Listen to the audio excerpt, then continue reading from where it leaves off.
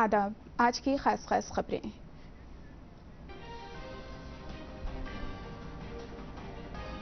महाराष्ट्र में एनसीपी में तकसीम के बाद रियासत में सियासत सरगर्मियां तेज। बीजेपी ने कहा एनडीए में सबका खैर मकदम है।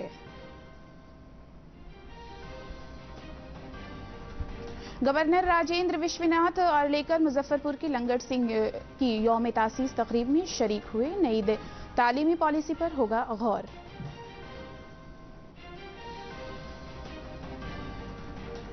जनता के दरबार में वजीर आला प्रोग्राम के तहत नीतीश कुमार सुन रहे हैं लोगों की फरियाद।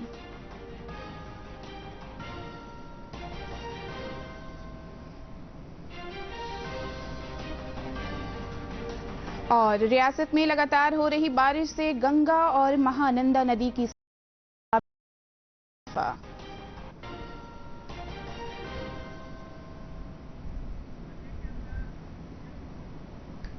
अब खबरें तफसील से। एनसीपी में टूट के बाद महाराष्ट्र में बड़ी सियासी हलचल जारी। शरद पवार के भतीजे अजीत पवार 8 एमएलए के साथ शिंदे हुकूमत में शामिल हो गए हैं। उन्हें नायब वजीर आला बना दिया गया है। वहीं शरद पवार ने कहा है कि वो एनसीपी को फिर से मजबूत करने में जुट गए हैं। राजनीति शायद इसी को कहते हैं जिसके कयास तक नहीं लग रहे थे वो अब हकीकत में बदलते हुए सामने दिखाई दिया। दिन के मध्य हिस्से में भी किसी को कानो कान खबर नहीं हुई कि राष्ट्रवादी कांग्रेस पार्टी में बड़ी टूट होने वाली है और विपक्ष का मुख्य चेहरा सत्ता का हिस्सा बनने जा रहा है। आनन फानन में आई खबर ने सभी को चौंकाया। नजरें राजभवन में टिक गई, जहां तकरीबन 2:30 बजे एनसीपी नेता अजीत पवार ने उप मुख्यमंत्री पद की शपथ ले ली। उनके साथ एनसीपी के 8 अन्य नेताओं ने भी मंत्री पद की शपथ ली। अजीत पवार ने पिछले 3.5 साल में तीसरी बार उप मुख्यमंत्री पद की शपथ ली है। उन्होंने कहा कि पूरे विधायक सांसद पार्टी के फैसले के साथ हैं। महाराष्ट्र में पाला बदलने वाले अजीत पवार के साथ एनसीपी के वरिष्ठ नेता प्रफुल्ल पटेल और छगन भुजबल भी साथ दिखाई दिए।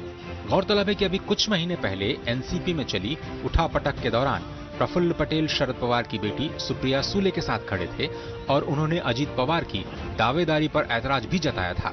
मौजूदा घटनाक्रम एनसीपी प्रमुख शरद पवार के लिए एक झटका है और उन्होंने भी पूरे प्रकरण पर आश्चर्य जताया। हमारा एक सरदार साहब है, तो सरदार साहब करार में सरदार साहब की समाधि है। मैं कल वहाँ जाऊँगा, समाधि का दर्शन होगा और वहाँ से शुरू करूँगा पूरे महाराष्ट्र में जाने का, लोगों को मिलने का, अपनी नीति लोगों के सामने रखने और उनका समर्थन हमारे विचारधारा को कैसे मिलेगा, इस पर मेरा ध्यान रहेगा। आरजेडी के कौमी तर्जुमान मनोज झा ने एनसीपी की तकसीम पर कहा है कि बीजेपी हज़्ब मुखालिफ से पाक जमहूरियत पर यकीन रखती है। उन्होंने कहा कि एनसीपी की तकसीम का सबब ही बीजेपी बनी है। तो स्पष्ट हो गया ना कि ये इन दलों का व्यक्तियों का निर्णय नहीं है। एक बहुत बड़ी स्क्रिप्ट लिख रहे हैं जिसमें प्रधानमंत्री जी और उनकी कोर टीम खुद जिम्मेवार है कि उन्होंने भोपाल से इशारा किया था एक भी भ्रष्टाचारी छोड़ा नहीं जाएगा। तो ये इनका तरीका है भ्रष्टाचार के आरोप में घेर करके दबाव बनवा करके एजेंसी को, यही काम उन्होंने भोपाल से किया। उसकी परिणति आज हम महाराष्ट्र में देख रहे हैं। तो जाहिर तौर पर प्रधानमंत्री जी 100 बातें बोले, लेकिन 100 बात की एक बात, उन्हें विपक्ष विहीन लोकतंत्र चाहिए। उधर एनसीपी मामले पर बीजेपी के रियासती सदर सम्राट चौधरी ने कहा है कि बिहार में अगर कोई पार्टी या शख्स अजीम इत्तेहाद से निकलकर एनडीए में शामिल होता है तो उसका इस्तकबाल है। उन्होंने कहा कि अवाम नीतीश हुकूमत से उकता गए हैं।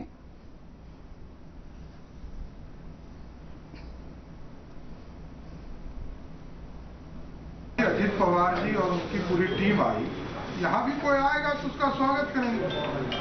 लेकिन यहाँ आप जान लीजिए बिहार की जनता नीतीश कुमार के खिलाफ, नीतीश कुमार जी को एक दिन भी बर्दाश्त करने की स्थिति में नहीं है। उनके विधायकों को यह लगता होगा कि बिहार में भी जनता के विद्रोह को देखते हुए जिस तरह नौजवानों पे लाठी चल रहा है, छात्रों पे लाठी चल रहा है, यहाँ विधायक भी डरे हुए हैं कि कैसे जीत के आएंगे। मोदी हुकूमत के 9 साल पूरे होने पर वजीर तालीम धर्मेंद्र प्रधान ने अवामी पॉलिसी रिसर्च सेंटर की तालीम और सेहत पर रिपोर्ट जारी की। उन्होंने कहा कि तालीम के शोबे में एनडीए हुकूमत में औसतन सालाना बजट यूपीए के मुकाबले 2 गुना रहा है। एक रिपोर्ट। सार्वजनिक नीति अनुसंधान केंद्र के कार्यक्रम को संबोधित किया। इस मौके पर सार्वजनिक नीति अनुसंधान केंद्र ने एक समृद्ध भविष्य को अपनाना, स्वास्थ्य और शिक्षा साथ साथ शीर्षक से एक रिपोर्ट जारी की, जो प्रधानमंत्री के दूरदर्शी नेतृत्व के तहत स्वास्थ्य और शिक्षा क्षेत्रों में महत्वपूर्ण प्रगति और परिवर्तनकारी परिवर्तनों पर प्रकाश डालती है। रिपोर्ट के मुताबिक यूपीए के 10 वर्षों के दौरान शिक्षा क्षेत्र में औसत वार्षिक आवंटन 43,587 करोड़ रुपए था, जो एनडीए सरकार के तहत दोगुने से भी अधिक 99,278 करोड़ रुपए हो गया। बीते 9 वर्षों में 7 आईआईटी, 7 आईआईएम और 16 एम्स स्थापित किए गए हैं। केंद्रीय मंत्री ने कहा कि सरकार ने शिक्षा के क्षेत्र में अभूतपूर्व काम किए हैं। भारत एक नॉलेज सोसाइटी है, ज्ञान आधारित समाज है भारत। कभी कभी हमारे कवियों ने इसीलिए इसको कहा कि हस्ती ऐसा है कि मिटती नहीं है, ये रिन्यू होते जाता है, कॉन्टेक्चुअल होते जाता है। जो आज भारतीय शिक्षा व्यवस्था है उसी की उपज है। भारत की नॉलेज सिस्टम और दुनिया की चैलेंजेस, ये दोनों की ब्लेंड किया गया है राष्ट्रीय शिक्षा नीति में। गवर्नर कम चांसलर राजेंद्र विश्वनाथ अर्लेकर ने आज मुजफ्फरपुर जिले के लंगट सिंह कॉलेज 124वीं यौम तासीस प्रोग्राम में शिरकत की। गवर्नर ने इंडोर स्टेडियम और राजेंद्र मेमोरियल पार्क का इफ्तिताह भी किया। प्रोग्राम में नई तालीमी पॉलिसी 2020 पर गौर किया जाएगा। प्रोग्राम में वजीर सिनत समीर कुमार ने महासेठ भी शामिल हुए।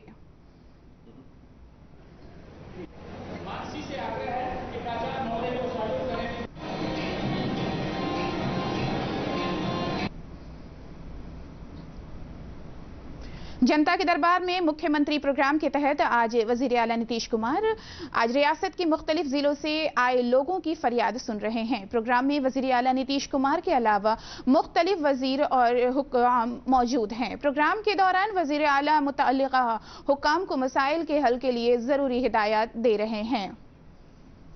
है तो उसको वापस देने के लिए कह रहा है लोग। सीवान जिले से महिला आई है सैका पर, अभी देख लीजिए ये केस दर्ज हुआ है तो केस को वापस करने का धमकी दे रहा है, यदि तो जान से मार देंगे। इसको जब देखिए तुरंत सीवान करना। मोदी सरकार के 9 साल के अवामी फलाही मंसूबों ने रियासत के मुख्तलिफ जिलों में तरक्याती सरगर्मियों में तेजी लाई है। इसी कड़ी में नवादा जिले में सड़क, रेल, सिक्योरिटी और दीगर सहूलतों में इजाफा हुआ है। पेश है एक रिपोर्ट। मोदी सरकार के 9 वर्ष पूरे होने पर नवादा को कई विकास परियोजनाओं की सौगात मिली। जहां एक तरफ यातायात की सुविधाओं में बढ़ोतरी हुई है, वहीं महिला सुरक्षा और सशक्तिकरण की दिशा में कई काम हुए। आज जिले में कई लोग स्वरोजगार को अपनाकर आत्मनिर्भर बने हैं। ये भी मोदी सरकार की कुशल नेतृत्व का नतीजा है। 4 लाइन जो कि ऐसा स्थिति उस रोड का था कि रोड नहीं था, गड्ढा में तब्दील था, और आज वही रोड जो है से एकदम चकाचक बना गया है। तो मैंने विकास आप बहुत अच्छा मानते हैं? बहुत अच्छा किए, विकास पुरुष हैं और विकास किए भी। स्थानीय नागरिक सुनील कुमार बताते हैं कि गया किऊल रेलवे लाइन के दोहरीकरण से रेल सुविधाओं में बढ़ोतरी हुई। इसके अलावा रेल का विद्युतीकरण कर इसमें व्यापक सुधार किए गए। उन्होंने बताया कि रेल के अलावा सड़क परिवहन मार्ग में भी व्यापक सुधार हुए। उन्होंने जानकारी दी कि जिले में पासपोर्ट केंद्र के खुलने से स्थानीय नागरिकों को अब पासपोर्ट बनवाने के लिए पटना नहीं जाना पड़ता है। माननीय प्रधानमंत्री के रीजन में जब से 2014 से लेकर के अभी तक जो है उनके कार्यकाल में बहुत अच्छा रहा नवादा का। क्या देखा आपने? पूरे देश का, नवादा का नहीं बल्कि पूरे देश का अच्छा रहा है। नवादा में पासपोर्ट कार्यालय है, इसके लिए वीजा के लिए किसी प्रकार की कोई दिक्कत नहीं होती। स्थानीय नागरिक बताते हैं कि विगत 9 वर्षों में जिले में महिला सशक्तिकरण की दिशा में कई सकारात्मक बदलाव हुए हैं, जिसमें महिलाओं को चरखा एवं अन्य उद्योगों के लिए प्रशिक्षित कर स्वरोजगार के लिए प्रेरित किया गया है।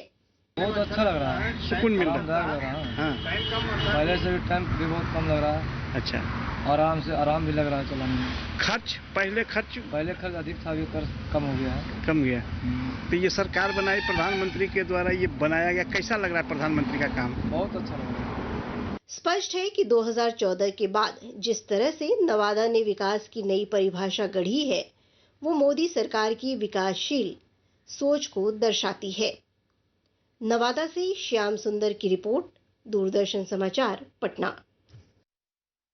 महकमा मौसमियात ने आज राजधानी पटना समेत लखीसराय, मधेपुरा, मुंगेर, सहरसा, सारण, शेखपुरा और सीवान जिलों में बारिश के लिए येलो अलर्ट जारी किया है। महकमा ने मौसम की पेशगोई में कहा है कि इस दौरान मुतल्लिका जिलों में 30 से 40 किलोमीटर फी घंटा की रफ्तार से हवा चलेगी। लोगों को महफूज मकाम पर रहने का मशवरा दिया गया है।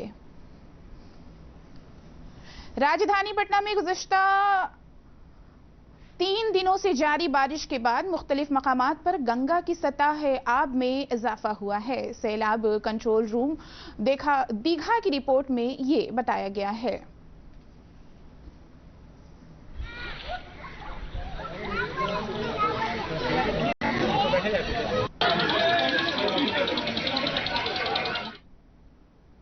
नेपाल के नशीबी इलाकों में मुसलसल बारिश की वजह से कटिहार जिले में महानंदा नदी की सतह आब में इजाफा हुआ है। जिले के आजमनगर और बबला बन्ना इलाके में नदी की कटाव तेज हो गया है। जिला मजिस्ट्रेट रवि प्रकाश ने बताया कि मुतासरा इलाकों पर मुसलसल नजर रखी जा रही है और पुश्तों की निगरानी का हुक्म दे दिया गया है।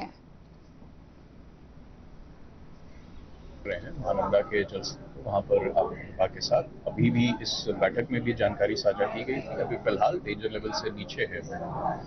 हालांकि नेपाल के तराई एरिया में बारिश की वजह से जलस्तर में रेगुलरली चेंज होते रहता है, तो हम लोग क्लोजली उसको फॉलो। आखिर में खास खबरें एक बार फिर। महाराष्ट्र में एनसीपी में तकसीम के बाद रियासत में सियासी सरगर्मियां तेज। बीजेपी ने कहा एनडीए में सबका खैर मकदम है।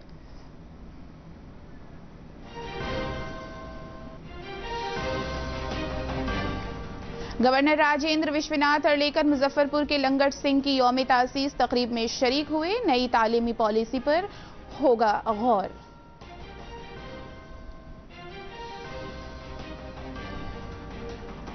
जनता के दरबार में वजीर आला प्रोग्राम के तहत नीतीश कुमार सुन रहे हैं लोगों की फरियाद।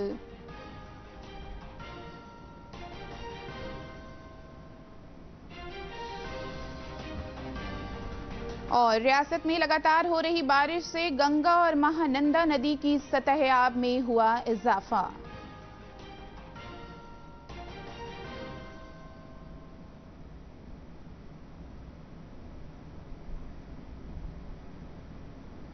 इसके साथ ही इलाकाई खबरों का ये उर्दू बुलेटिन खत्म हुआ। आदाब।